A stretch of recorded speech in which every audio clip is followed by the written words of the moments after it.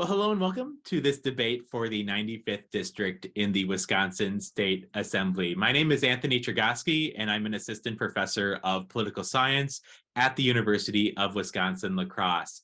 Thank you so much for joining us today. The candidates for the 95th Assembly District are Representative Jill Billings and Chris Woodard. Representative Billings is the candidate of the Democratic Party, and Mr. Woodard is the candidate of the Republican Party. The format for this debate is as follows. Each candidate will receive up to 1 minute for an opening statement. Then the members of our media panel will take turns asking questions of the candidates. When asked a question, each candidate will have up to 1 minute to respond. We will alternate which candidate responds first to each question and which candidate responds second. As moderator, I may opt to extend a round of questioning by giving each candidate an additional 30 seconds to engage in further discussion. We'll conclude the debate with closing statements by each candidate. Our media panel today features Ken Kozarowski from WKBT News 8 Now, Joe Minnie from WXOW News 19, Bob Heiss from the La Crosse Tribune, Ezra Wall from Wisconsin Public Radio, and Rick Solem from WIZM Radio. The League of Women Voters of the La Crosse area is generously providing assistance with keeping track of speaking time. And of course, we appreciate the League of Women Voters' valuable support of this debate. To make everything go smoothly, we simply ask that the candidates refrain from interrupting one another, and I ask that the candidates respect the time limits for their responses. I will reinforce time cues as needed during the debate. Through a random draw, we have determined that Representative Billings will go first, and Mr. Woodard will go second. Mr. Woodard will go first in the opening statements, and Representative Billings will go second. Mr. Woodard, you have up to 1 minute for your opening statement. Good evening, everyone. I'm Chris Woodard. A little bit about myself here. I live in La Crosse, obviously. I'm married, have a 5-year-old daughter. I work at Quick Trip Incorporated in Human Resources. I am also a city council member here in La Crosse, District number 9. Also the chairman of the Washburn Neighborhood Association. A little bit more about myself. I worship just down the street at Our Savior's Lutheran Church. I really take pride in my neighborhood and everything else about it. We were one of the first families to have the renovation loan through La Crosse Promise. And that's also a really big deal for our neighborhood. So it's great to have everybody here tonight, and thanks for having me. Thank you. Representative Billings. Thank you, and I'd like to thank Professor Chergosky and members of the media and the League of Women Voters for hosting us tonight. 32 years ago, I moved to La Crosse, and like most people, I fell in love with the area. I got a job at the Friendship Program teaching English as a second language and citizenship to Hmong adults. It was a great job, but I worked my way out of it as my students went out into the community and went to further schooling at Western.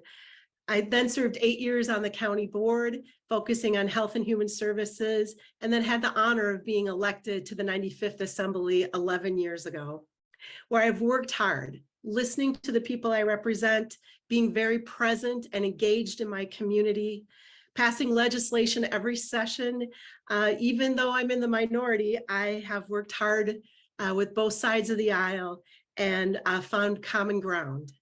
I think my reputation in Madison is very good, and I'm running again because there's more that I'd like to do for the people of the 95th. Thank you, Representative Billings. We will go to Representative Billings in our first round of questioning. Our questioning will start with Ken Kozarowski of WKBT News 8 Now. Thanks, Anthony, and thank you, candidates, for sharing your time with us tonight. The city of La Crosse is in the middle of an unsheltered crisis, with unsheltered in Huska Park having to go somewhere else at the end of this month. The county board has passed an emergency sheltering plan to spend $169,000 of leftover 2018 money for hotel vouchers. But this spending is different from last year's efforts with the O'Connell Lodge, and the recent Monitor Street Affordable Housing Plan fell through.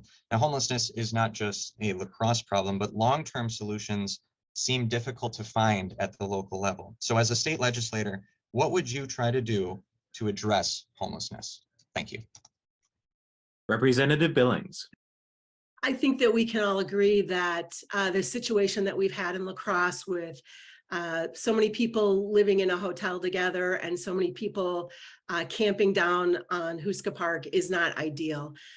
In the legislature, I actually supported then Lieutenant Governor Clayfish's plan to work with homeless to get people sheltered and do workforce training to get people back on the right track. Unfortunately, her side of the aisle would not listen and approve of that package. The governor's, I think, taken some good steps in the right direction with the interagency on homelessness.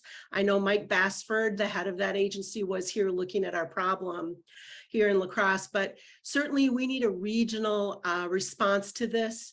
And I think that there's a lot that we can do in the state legislature to help the good work that's being done by people here like Cooley Cap, Salvation Army, and Catholic Charities. Thank you, Representative Billings. Mr. Woodard.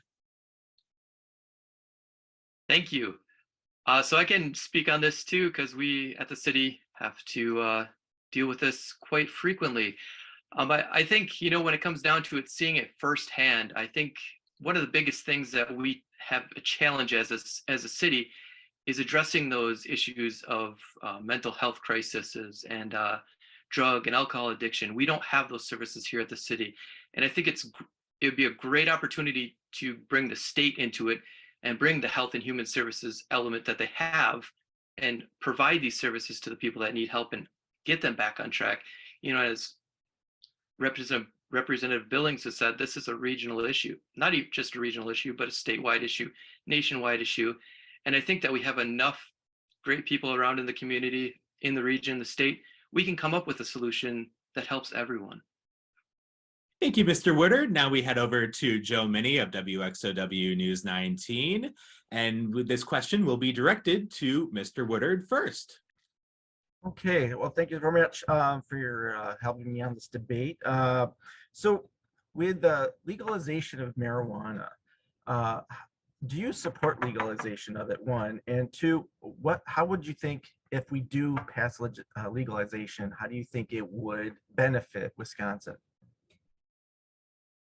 Great question, as one that's I'm somewhat passionate about. I am for legalization of marijuana. There's many great opportunities here for the state. I think that as we look around states surrounding us, we're losing valuable money to those states from people of Wisconsin going across the border. We all know that. We have avenues here in the state that we can't fund, you know, education being one of them. Other items, you know, we can't fund our police at appropriate levels. Imagine if we had a tax revenue that we would have oodles and oodles of money to put towards things. I'm sorry, my computer just is doing weird things right now. But I do think that legalization of marijuana is something that the state of Wisconsin needs to do. I think we're behind the ball. We're behind all other states. And thank you for that question. Thank you, Mr. Woodard, and your video is coming through just fine. Now we go to Representative Billings. Yes, Wisconsin is an island. States around us have passed medical marijuana or recreational marijuana. The majority of people in Wisconsin want recreational marijuana. I think that there are states like Colorado who have legalized long enough so that we can look at models in other states to hopefully pick something that will work here in Wisconsin. But we have to be vigilant and make sure that we have a good model that has certain restrictions set up so that we can safely have dispensaries for marijuana in Wisconsin. If passed, the benefit for us I see is certainly increase in tax revenues as other states have seen. I also have talked to people who are suffering and use marijuana to help with medicinal purposes. So I know that there are some people who would see benefit there. Honestly, I don't see this passing under the current Republican administrations and leadership in the Senate and Assembly. Thank you, Representative Billings. Now we head over to Bob Heiss of the La Crosse Tribune. A question for Representative Billings. Hi, everyone. Wisconsin's at I think a 21-year high for school referendums on the ballot.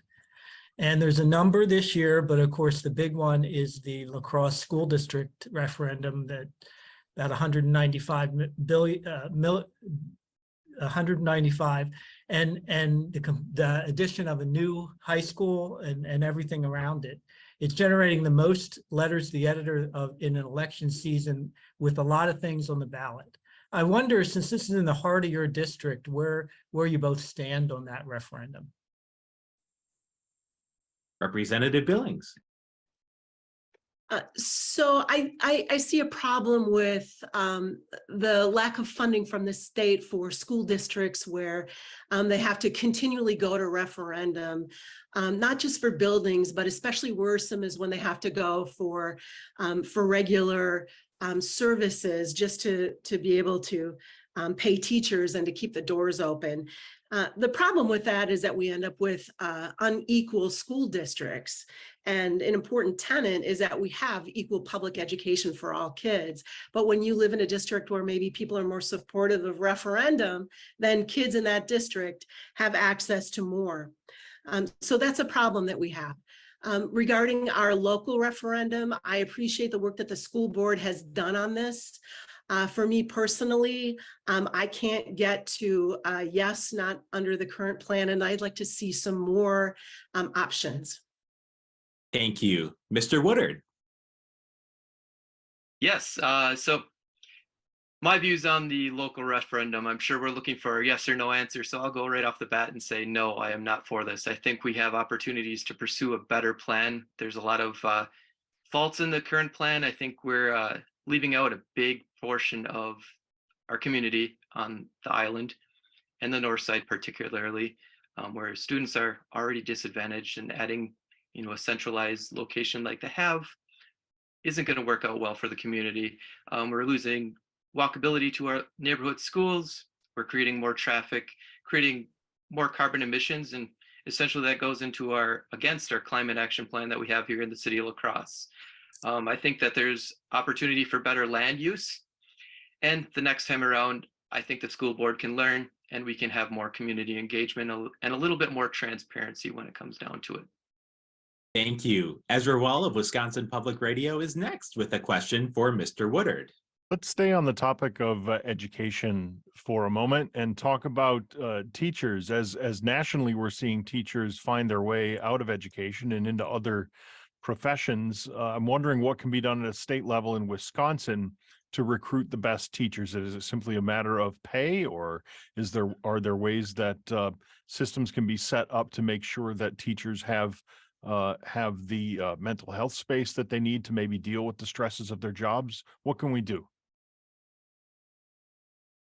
I think there's a lot of avenues that go into why we're losing teachers or they're going to different professions. I think number one issue is probably pay. If you're not getting paid, it's going to be really hard to attract the top talents. And I think as a state, we need to work harder, at the university level to keep these good teachers, incentivize them to stay in the state of Wisconsin. And then also we do need to have spaces for them for their mental health. That goes for both the teacher and the students. We're seeing mental health issues in students. We're seeing behavioral issues in students. And I think those all play one in one. If you have a behavioral issue with students, it creates a hard day. And I don't think anybody wants to sign up for that. And I think that's why we start seeing people move away from them professions. Thank you. Representative Billings. Teachers are vital to quality education. And since Act 10, unfortunately, fewer and fewer people are going into the profession. There were times when administrators talked about getting 300 applications for a position, and there are some positions now where they get one application for the position. I was on campus this last week talking to education students, and usually every year I'm invited in to visit with them, and it was inspiring to hear of their energy and their desire to still be teachers and their love of children. And I think we talked about some things that we could do. I'd like to work on in the upcoming session.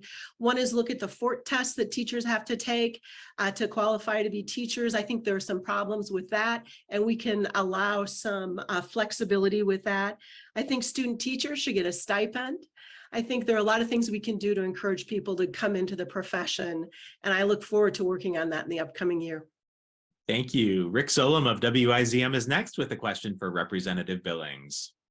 All right, why has the town of Campbell been on bottled water for well over a year and a half, and what should be done about it?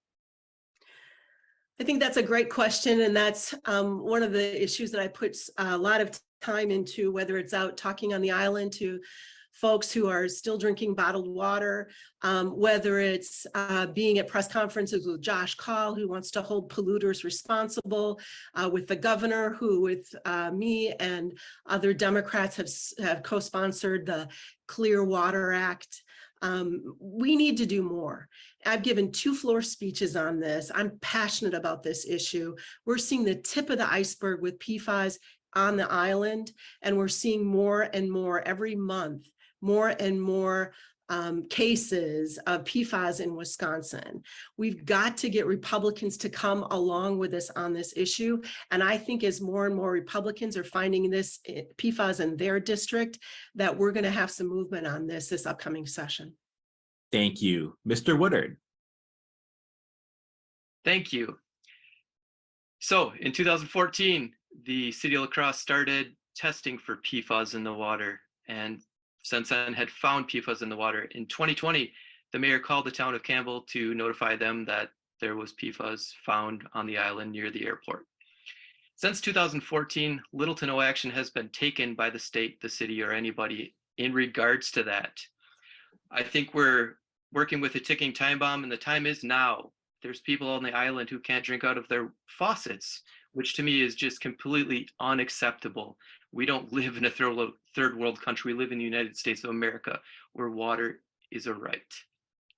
And to those people on the island, I'm listening. I hear you every day, and I'm going to go to bat for you guys, because I think this is a huge issue that we need to take care of, whether that be propagating or procuring municipal water sources or mitigating that contamination near wells. I'm ready to work for you on that issue. Thank you. Let's head back to Ken Kozarowski of WKBT News 8 Now. This question will start with Mr. Woodard. And I want to touch back on this wave of referendum that we're seeing in many municipalities. Dozens of school districts statewide are going to referendum for additional funding to exceed state-imposed revenue caps. And 20 municipalities across the state are trying to raise their tax levies to fund more first responders, including Holman. Now, currently, municipalities can raise levies either by the percentage of new construction year to year or by turning to referendum. Would you support the state raising revenue caps or changing the way that levies for municipalities can be changed? Absolutely. I think as times change, money has different values. And I think to continue on a path to have great communities, safe communities, and good schools, I think that we need to continue to fund them in appropriate levels, whether that be, through levy limit increases or revenue cap increases as well.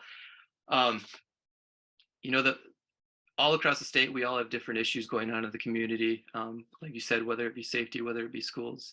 It's something that we as a state need to do better at. And I think that having somebody new down in the state to have a new look on these things and work a little bit harder on these items, I think that I'm that guy for that job. Thank you. Representative Billings. Yes, there has been an issue with shared revenue for quite a while now. When I was serving on the county board, I saw firsthand and experienced the difficulty of making budgets work while providing services that were mandated by the state of Wisconsin. Since being elected as an assembly representative, I and so many other Democrats have been beating the drum of increasing shared revenue or allowing more flexibility for local governmental units. And I'm happy to see this year that more and more of my Republican colleagues have come to join us with that feeling that really our locals need relief. They need more shared revenue or more flexibility in order to perform the services that are required of them. Thank you. Next up is Joe Minnie of WXOW News 19, a question for Representative Billings. Okay, so the state currently has a $4.3 billion budget surplus. What do you propose the state does with that extra money? Do they hold on to it? Do we give it back to the taxpayers? What is your thoughts on that? Yes, I believe that we're in a situation where our rainy day fund is full, our surplus funds are flush, and because of our situation now with rising inflation, rising costs of fuel, rising costs of groceries, that people need relief. I think that money should go back into the pockets of the taxpayers. And I know the governor feels the same way. He proposed this months ago, and unfortunately politics got involved in all of this. So people have to wait a little bit until after the elections. But I believe that that funding should go back to taxpayers. Thank you. Mr. Woodard. So I think that as a state, we do need to focus on sending at least a portion of that surplus back to the taxpayers because it's rightfully their money. We can also do other things with the surplus. We can cut income taxes for middle-class families, or look at eliminating personal property taxes, and funding that shortness, or the short money that the municipalities would get from that personal property income, or the personal property tax.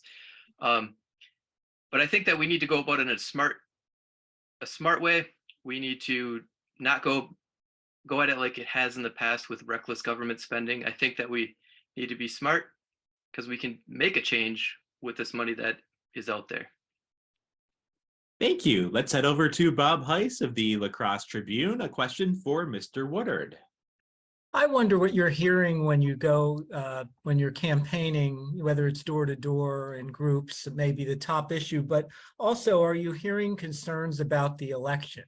The integrity of the election, and is that prevalent at a local level like this? Are you hearing it?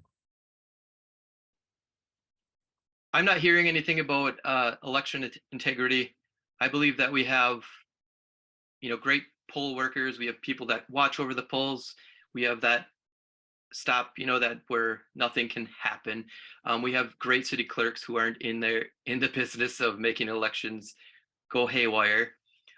I think that it's time that that everybody trusts the process. I don't think that anything is going to go wrong this election, and that's all I can say on it. I believe in the elections, and I think everybody else should as well. Thank you. Representative Billings. So Bob, you asked what I'm hearing as I'm knocking on doors. And so for me, knocking on doors is an energizing thing. I hear it's really usually a very, very good response. So for me, it's always a good experience talking to people in my district and hearing about their concerns and how their lives are going. I hear people talking about inflation, concerns about making their family budgets work. And so I talk a lot about giving taxpayer dollars back. I do hear from people, probably every time I've been knocking on doors, there's been one person who has said, yeah, I don't think I'm voting this time. It's just gotten all too weird for me, whether it's the negativity of the campaigns or their concerns about how things are being run. So it's a nice opportunity to talk to people and say, I'm here, I care. And I believe that our elections are safe and solid and secure. Thank you. Let's head over to Ezra Wall of Wisconsin Public Radio. A question for Representative Billings. Staying with that subject of elections for a minute, some traditionally marginalized groups, I'm thinking of people in poverty, people from racial minorities and so on, continue to say that they do face obstacles that make voting harder for them. What, if any, efforts should the state take to alleviate those concerns? Yes, I think that it's important that we work as a government to make sure that everybody who can vote should be able to vote, and they should easily be able to vote, right? So I oppose some of the legislation that Republicans came up with at our last day in session, and we were on the floor till very late at night. I was calling my clerk and checking in with her and seeing if some of the legislation would even work for our great hardworking clerks that run the elections. And unfortunately, I saw legislation that was really aimed toward making it more difficult for certain people to vote. And I've seen that over the years, whether it's the elderly in nursing homes or students. And I'm constantly fighting against those efforts to stop people from voting. Thank you. Mr. Woodard. I think we do a great job here in the state of Wisconsin getting people to vote, whether that be people picking up friends who aren't able to drive to the polls, or city buses offering free rides to the polls. I think, no questions asked, I think we do a great job at it. As far as other things going on with the election, I think, as long as you have a voter ID or ID of some sort, you should be allowed to vote. I don't see any other issues. The legislation that's been in the legislative branches is questionable at times. And I don't want to make it any harder for people to vote. As long as you're able-bodied to vote and are a person that's, a legal immigrant or a legal citizen of the United States, I think that you should be able to vote. Thank you. Let's head to Rick Solom of WIZM. A question for Mr. Woodard. All right, last session, only 2% of bills sponsored by Democrats in the Wisconsin State Legislature got a hearing. 2%, much less a vote. They got a hearing, much less a vote. Over Evers' 4-year term, Republicans have gavelled in and out of special sessions he's called 11 times. How do we bring this back to the middle where people's voices are being heard and they're being represented?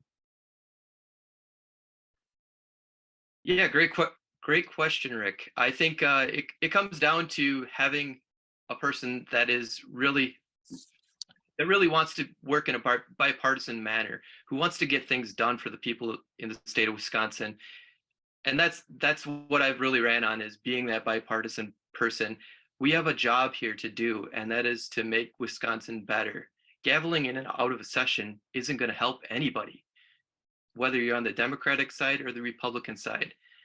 I think that from going on now, I think that we need to work together to get things done. Thank you. Representative Billings. Well, I've been fortunate to find a way to navigate the system that Rick talked about, and it's true. A lot of Democratic bills, good bills, haven't gotten hearings, and I think that's wrong. I think if you have a good idea, you should be able to have a hearing, have people come and testify on behalf of your bill. And I've been fortunate to find champions on the other side of the aisle who have worked with me to get legislation through each session. In fact, this last session, law enforcement asked me to help usher through a bill, to author a bill, and to help get a bill through that would increase the charges for dealing fentanyl. And so I found my champions, Senator Wongard, Representative Spiros, 2 Republicans who worked with me. We got hearings. I have bipartisan support for my bills, and I'm able to get things done. More of us need to work that way. Thank you. Now we go to Ken Kazarowski of WKBT News 8 Now. A question for Representative Billings. So this election cycle, we have seen some Republican candidates for office in this state advocate for the Wisconsin Elections Commission to be abolished. Should the WEC be abolished, and should its replacement, whatever that might be bipartisan? Well, the history on this is interesting because the Republicans are the ones who actually set up the Wisconsin Elections Commission on the way it's set up now, because they weren't happy with I think they felt like they didn't have enough control over the old system. So now we have a system where 3 Republicans are appointed, 3 Democrats are appointed. And of course, it leads to sort of blocks sometimes where things don't flow the way that they could. I don't know that it's ideal. I like a system where you have retired judges who have a certain ethic, where they're not necessarily engaged in partisan politics, to be the advisory board. Yeah, this has been a difficult couple of years. Thank you. Mr. Woodard. Definitely, this should be a bipartisan thing as well. like Representative Billings said, there's three from both sides that sit on that board. Abolishing it, I'm not quite sure. If we do need to abolish it, I don't have that answer for you right now. I do need to do a little bit more research on that particular topic, but I'm all for doing the right thing when it comes to the Elections Commission. Thank you. Let's head to Joe Minnie of WXOW News 19. A question for Mr. Woodard. So what is your, basically I'm going to the 1849 law regarding the state's stance on abortion. What is your position on that current law, and what do you think should be done about it? I am pro-life, and I believe in exceptions for rape, incest, and in the cases of life of the mother. And this is what will guide me as representative of the assembly. Thank you. Representative Billings. Yes, the 1849 law that's on our books is a draconian law. It was created before women had the right to vote, before women could serve in legislative office. And it criminalizes abortion, except in case of death of the mother. So when I was in the assembly this last session, I was co-author of a bill that would get rid of that 1849 law. Unfortunately, Republicans would not give that a hearing. My feeling on this is that this is a private decision that should happen between a woman and her doctor, a partner if she has one, or a faith leader if she has one. And there's no place for legislators in that examining room. We do not belong there. We should not be there. Thank you, Representative Billings. We go to Bob Heiss of the La Crosse Tribune. A question for Representative Billings. I wanted to get back to bipartisanship a little bit, but I want to phrase it that let's say the election is over and one party still has a major majority to the point of what it is. What couple things do you think could actually be done in tackling some of these things that can't be done in special session? What do you think the legislature could accomplish in a bipartisan manner? Well, I think we've already done I've been able to work in a bipartisan manner on a lot of issues. For example, our drug abuse epidemic in Wisconsin. As part of the Governor Walker's task force, I was able to help usher through 30 pieces of legislation. We were able to do that in a bipartisan manner. John Nygren and I were talking to our caucuses and about the importance of this importance for people in Wisconsin and families in Wisconsin who had friends and family members who were suffering from substance abuse. So that's one thing. I think actually, in my experience, a lot of kind of bipartisan work happens behind the scenes, and I'll continue to do that. I was elected to leadership this past spring, and I was fortunate to have letters of congratulation and texts from not only Democrats, but also Republicans in leadership too. So I'll continue doing that. Thank you. Mr. Woodard. Yeah, bipartisanship again, really important thing to move things forward. One thing that I could give you a great example of would be the legalization of marijuana. I am running on the Republican ticket. Very few of my fellow cabinet members would probably go for that. I would reach across the aisle to our Democratic people who want to push a bill forward because it's something that I believe in. You know, it's something that if we do again in a responsible manner, we can do great things. We have models all around us to follow. And that specific issue is something that I would reach across the aisle to get Wisconsin on the map. And even the area of La Crosse, we have two great businesses that are pioneers in this kind of business. But again, bipartisanship, something that I am very passionate about. Thank you. Next, we go to Ezra Wall of Wisconsin Public Radio, and we'll start this next round with Mr. Woodard.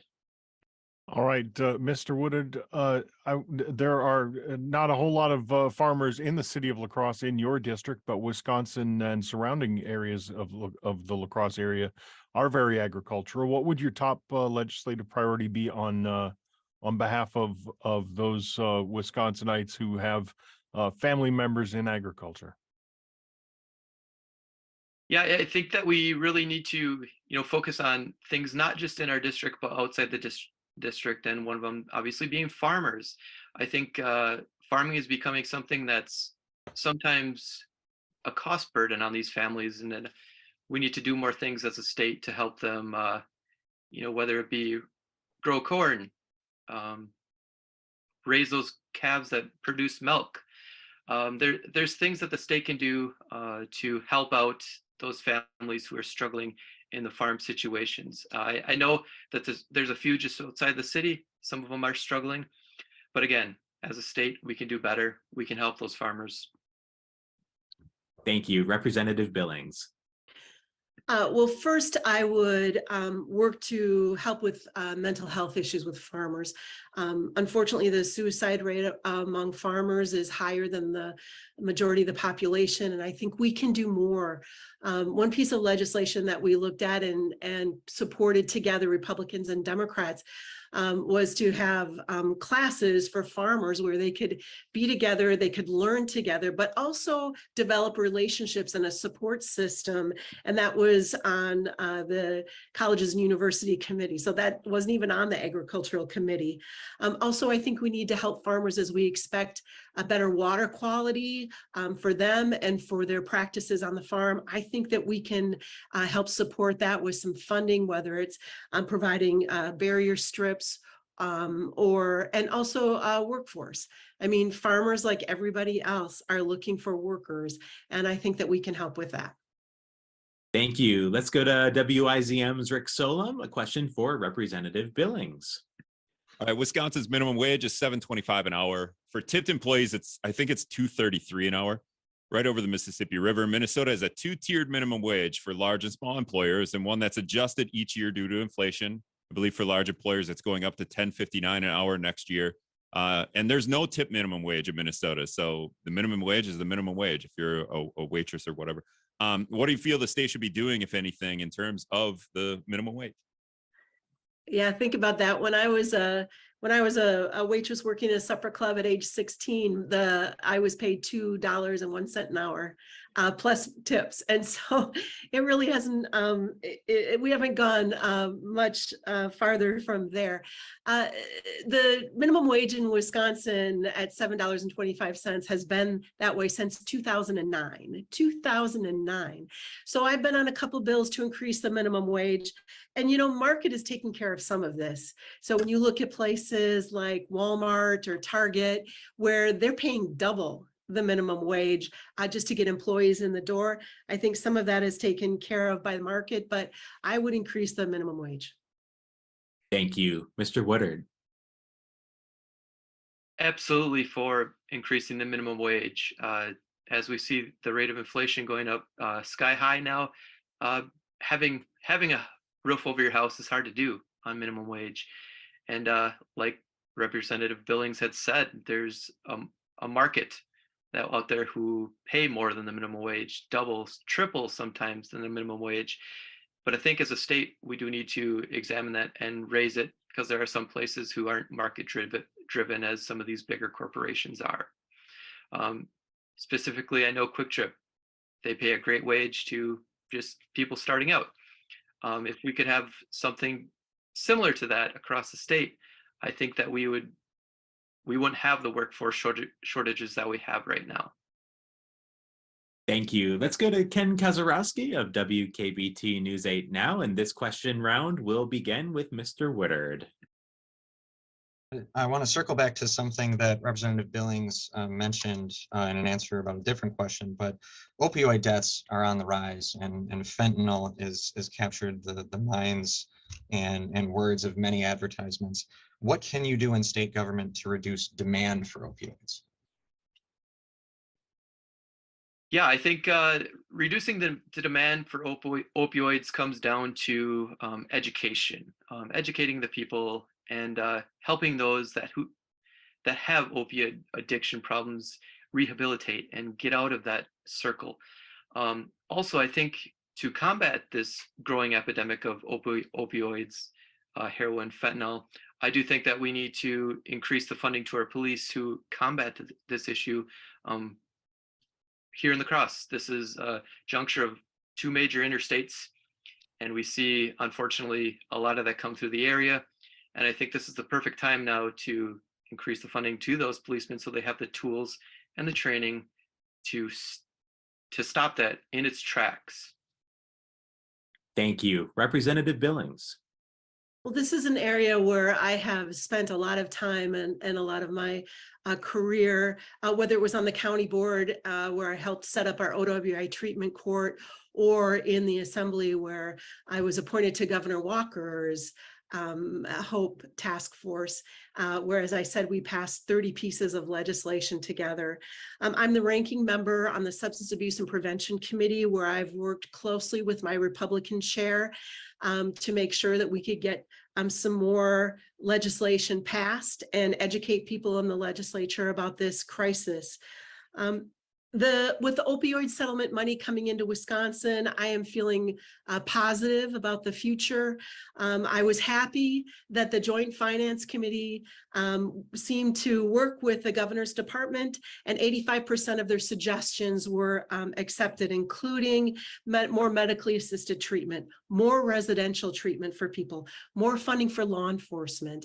There are a lot of things that I think we're moving forward on that are going to be positive in the upcoming year and more.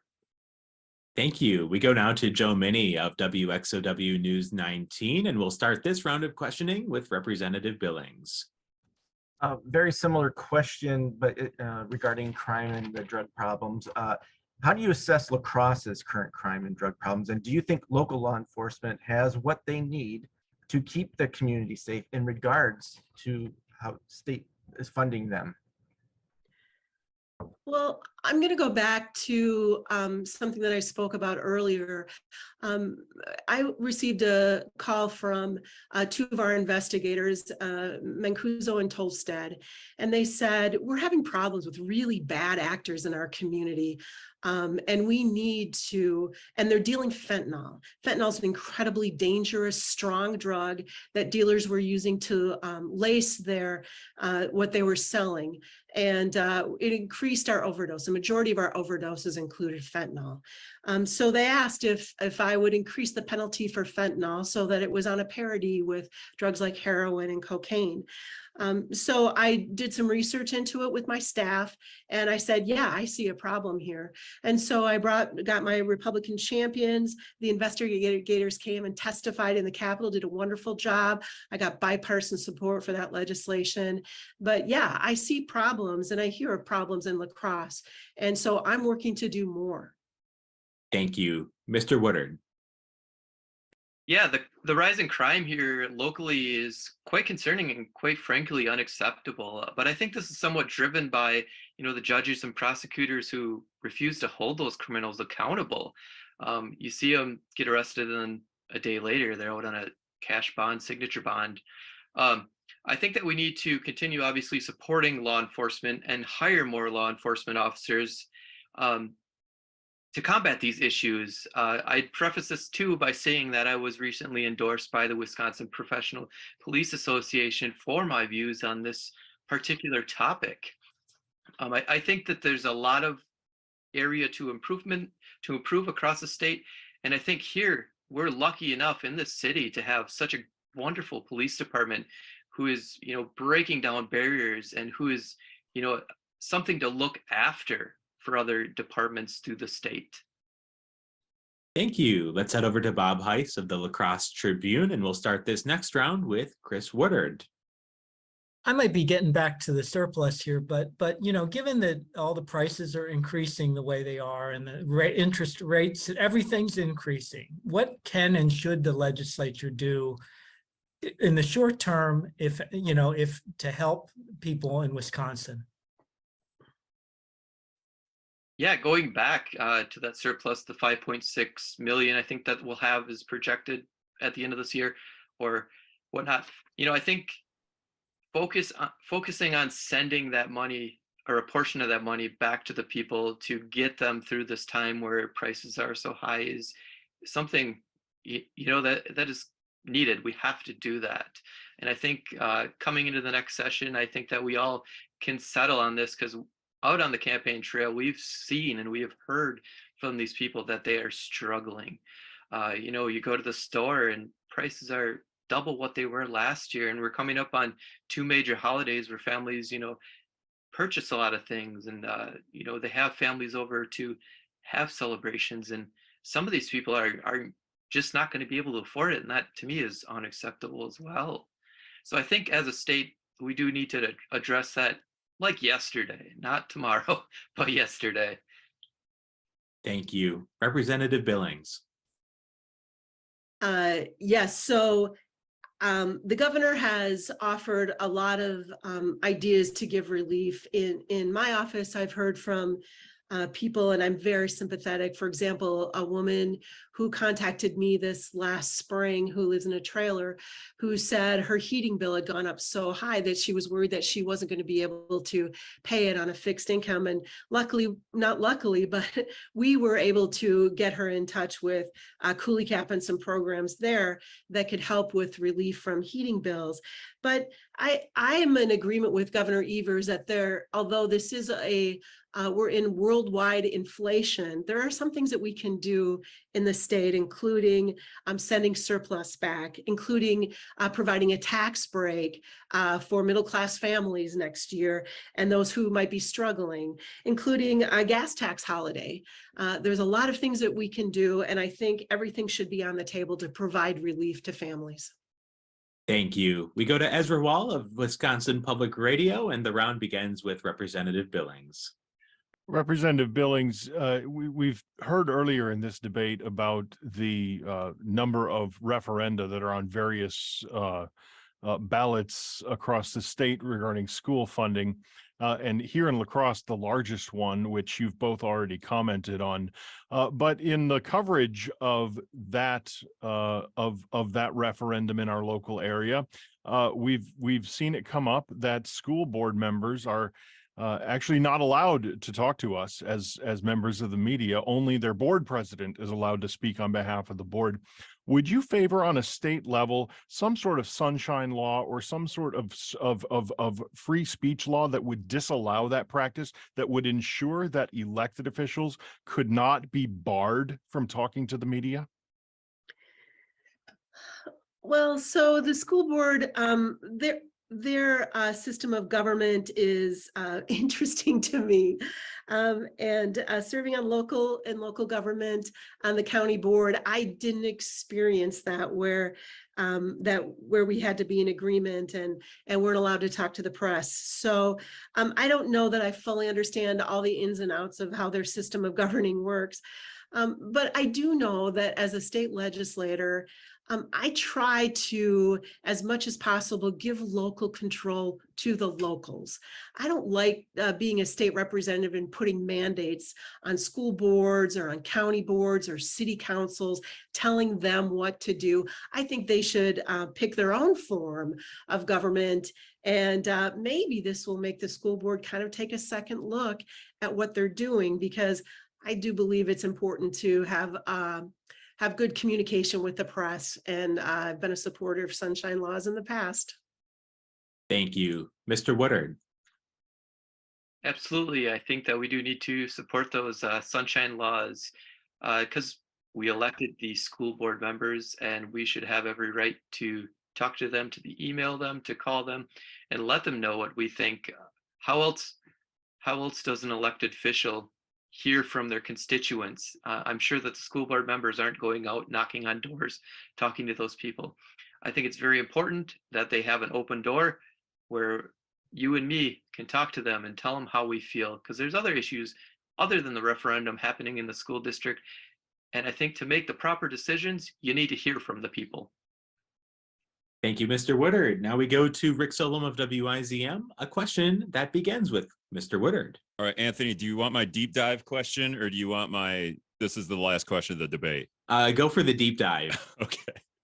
All right, where did it go? And I'm gonna find it. I can't answer any Brewers questions for you. Right. Sorry. Yeah, there's some Brewers news today. Anyway, society is just different now than it was when I was a kid. My mom stayed home with 3 boys, including me. a full-time job in itself, but dad worked and we had a great childhood. That's not the case now for most people. And this isn't a minimum wage question, but both parents have to work nowadays. But if they have children, they need childcare, but often the second job barely pays the childcare and then some, right? So how could we solve this childcare issue? Yeah, that is a great question. It's something that I had struggled with for the last 5 years. Both me and my wife worked full time. We made a good wage, and every week we were paying $200 for care of our daughter, which I'm not complaining, but it was wonderful, wonderful care. I think, again, going back to my employer has set a great example for other good companies through the state. We heard the employees of Quick Trip. We needed a place to take our kids for daycare because we couldn't find anyone else. So our company opened a daycare center and set a great example. And I think as a state, though, I think the state can also provide incentives for people to open up more daycares, provide more care to these families who need help at a reduced or lower rate. Thank you. Representative Billings. The U.S. Chamber of Commerce, which is not a lefty organization, has said that government needs to invest in early childhood education, that that investment benefits 2 generations. It benefits parents who can have a safe, secure place that they can afford to leave their children, and they'll be able to enter the workforce. And it's good for those kids. I mean, little children are not lumps of clay. Their brains are developing in the first 5 years, and it's important. That's when most brain development happens, and it's important that we have quality places for children to go during the day. And part of that is teachers.